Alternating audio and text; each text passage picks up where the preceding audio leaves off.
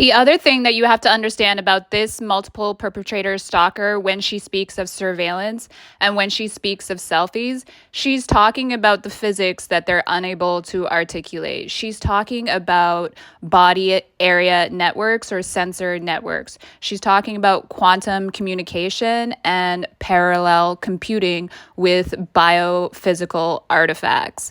Okay, so that is the virtual and cyber and digital world connecting with the biological and physical world. This is about simulations, and that's why they're always talking about simulations. It's because they are buying and selling and trading identities on the blockchain through smart contracts. These people who consider themselves occultists like to call it the buying and selling of souls, which is why they all believe that they have sold their own. They haven't. This is just abuse of technology and science, much of which the general audience or public is unaware of, but has existed for a long, long time.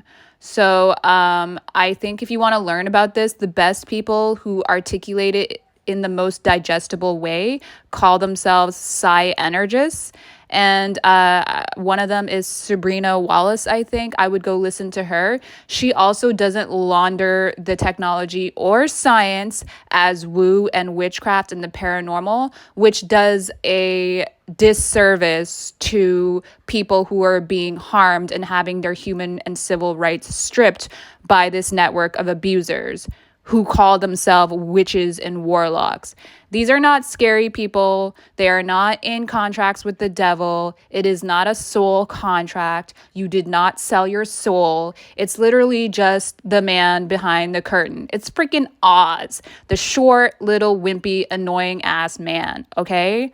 Who was scared once the veil was lifted. These are just men and women abusing technology and science and using surveillance to predate people, to creep up on people, and to act like they have omnipresence, which the surveillance and machine learning is providing for them. This is not Satan. It's a man and a woman who are stupid as hell and who think they can do anything they want. These are men and women engaging in criminal and terroristic activity. And when they talk about selling their souls, they're just tethered to the cloud, to surveillance, constant and persistent bio and neural surveillance.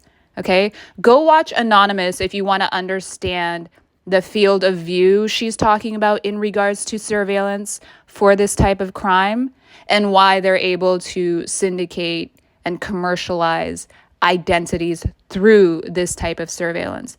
This type of surveillance is also research for computer vision and telepresence. And that computer vision is also right now being used to train like their little robo dogs and other robots and things like that.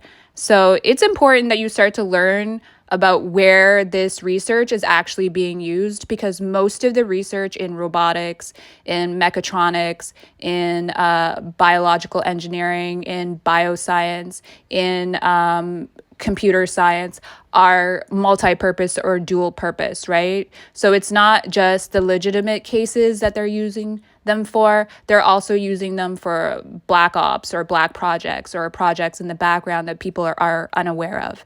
And this whole project is a psychological operation or a black operation, all right? So that's what this stalker who claims to be some sort of investigator is benefiting from. She is not an ally. She's an actual perpetrator, just like the rest of the people that I'm posting. Her job is to confuse and gaslight everyone. It's to be a part of the propaganda machine so that true justice, legal justice, and not some karmic woo that these mentally ill people are always spouting off about is served, okay?